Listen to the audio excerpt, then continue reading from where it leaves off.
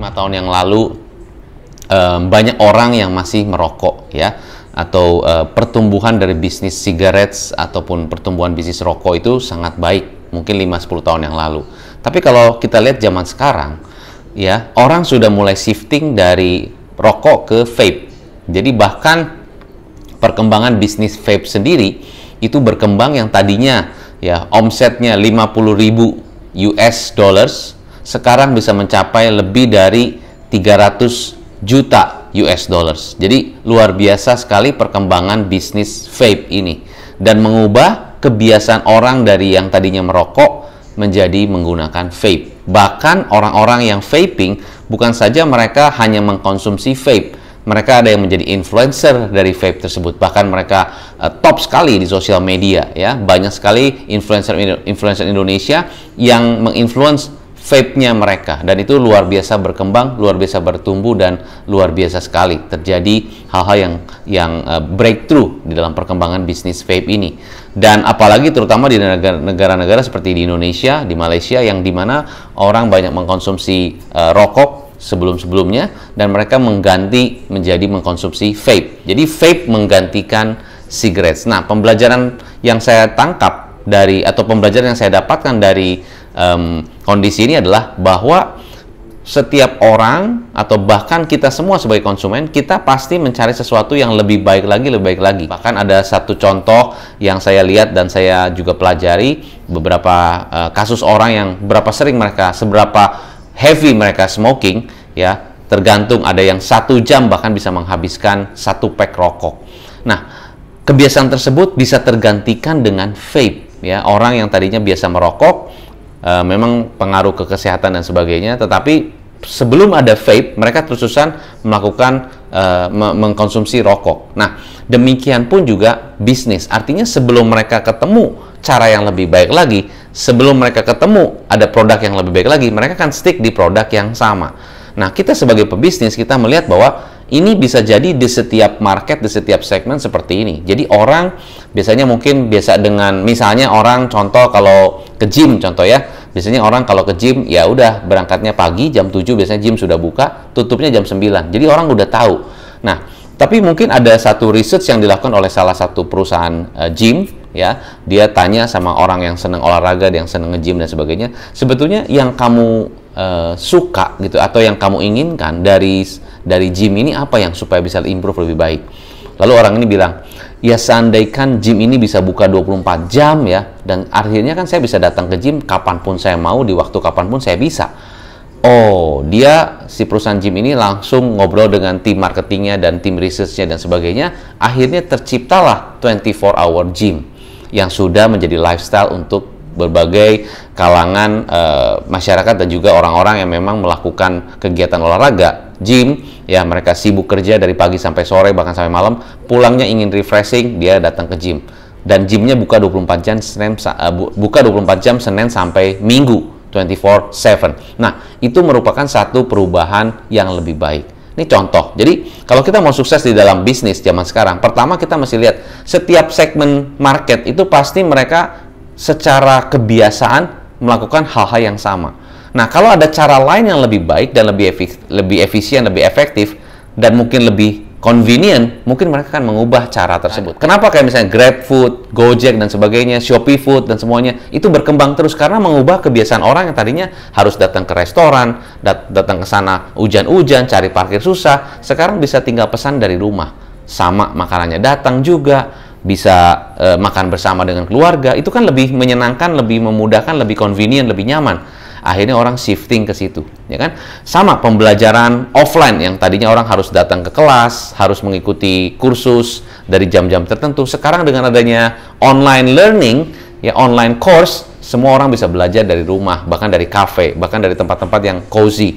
Nah, itu kan membuat sebuah terobosan dari sebuah bisnis. Jadi, kalau Anda ingin survive dan bahkan sustain bisnisnya, yang Anda fokuskan bukan hanya produknya, yang Anda fokuskan adalah bagaimana Anda bisa memberikan value lebih, atau memberikan satu kenyamanan, satu service yang lebih baik daripada apa yang sudah mereka lakukan saat ini. Apa yang kebiasaan-kebiasaan market kita lakukan sekarang, adakah yang lebih baik lagi? Adakah yang lebih nyaman lagi? Nah, pertanyaan, coach taunya dari mana bahwa kita bisa memberikan yang lebih baik, lebih nyaman dan sebagainya, ya kita lakukan research. Ya, yang kedua tips saya adalah tadi, setelah kita tahu bagaimana kita bisa mencari perilaku seseorang atau perilaku market, yang kedua adalah kita harus melakukan yang namanya research. Dan research yang dilakukan bukan research misalnya kita sebagai pemilik bisnis kepada konsumen, atau kita sebagai pemilik brand kepada konsumen. Misalnya contoh, kalau saya brandnya misalnya brand sepatu Nike contoh kan, lalu saya bilang kepada konsumen, saya dari Nike ingin melakukan research kira-kira bagaimana menurut Anda sepatu yang disuka dan sebagainya. Nah, biasanya customer kalau ditanya dari perusahaan untuk nanya tentang survei, mungkin mereka bisa jawab, tapi jawabannya tidak selepas, tidak terbuka pada saat mereka ketemu dengan konsumen lagi. Misalnya contoh, kalau tadi saya pakai brand perusahaan, sekarang saya brandnya di atributnya saya lepas, langsung saya ngobrol dengan konsumen, dan saya sebagai konsumen, misalnya mau tanya, saya sebagai konsumen, kalau kamu sebagai konsumen, kira-kira kalau kamu beli sepatu tuh yang gimana sih? Apa yang kamu suka, apa yang nggak suka, dan sebagainya. Nah, biasanya kalau konsumen to konsumen, pada saat kita melakukan research, biasanya mereka lebih terbuka, lebih banyak kasih insight. Ya, saya udah pernah lakukan ini pada saat saya menjual dan mendistribusikan produk coklat bar. Ya, lalu saya datang ke supermarket, saya ngobrol langsung dengan pembelinya, dan saya pura-pura jadi konsumen.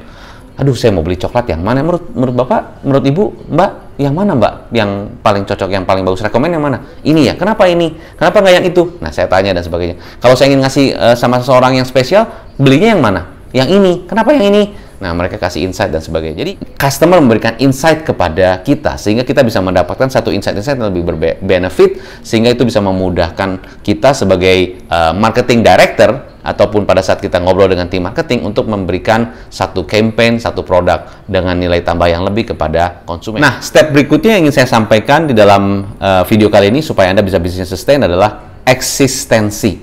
Eksistensi. Kalau Anda eksis, ya, Anda eksis di sosial media, di TikTok, di YouTube, di Instagram, dimanapun, orang akan lebih aware tentang produk Anda.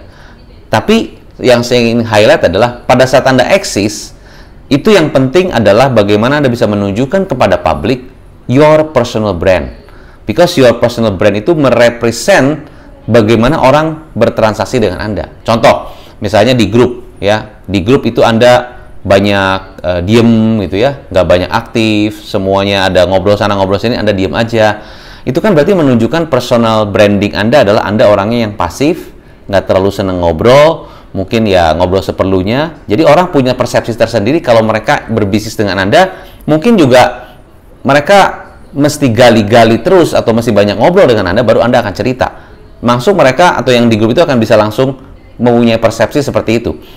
Beda lagi misalnya kalau di grup Anda begitu aktif, ngobrol, sharing, kasih tips, kadang-kadang kasih komen, setiap orang kasih video Anda langsung like dan sebagainya, itu ada personal branding tersendiri. Pada saat di grup, mereka punya persepsi Anda orangnya aktif, Anda orangnya lucu juga, Anda orangnya benar-benar bisa mendukung setiap komen-komen ataupun setiap hal-hal yang mereka atau teman-teman post, Anda yang mendukung. Berarti orang ini enak juga diajak ngobrol atau diajak kerjasama. Itu kan dasar persepsi. Ada orang juga yang di grup iklan gitu kan.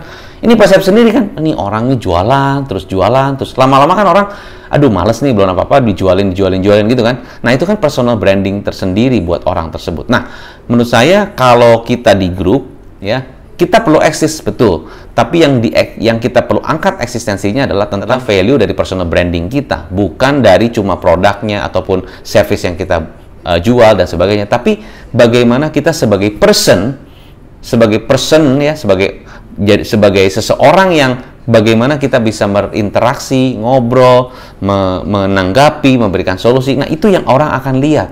Dan semua member, walaupun mereka mungkin tidak komen, tidak jawab, mereka akan lihat bagaimana cara Anda menjawab, bagaimana cara Anda menanggapi, bagaimana cara Anda komentar. Itu semua akan menjadi satu personal branding tersendiri buat Anda. Nah, semoga bisa membantu Anda apa yang bisa saya sharingkan dalam video kali ini, dan sukses tentunya untuk Anda selalu. Dan jangan lupa Anda selalu harus kreatif, Anda harus berpikir bagaimana supaya saya lebih baik. Saya Hendra Hilman, sukses selalu dan salam pengusaha.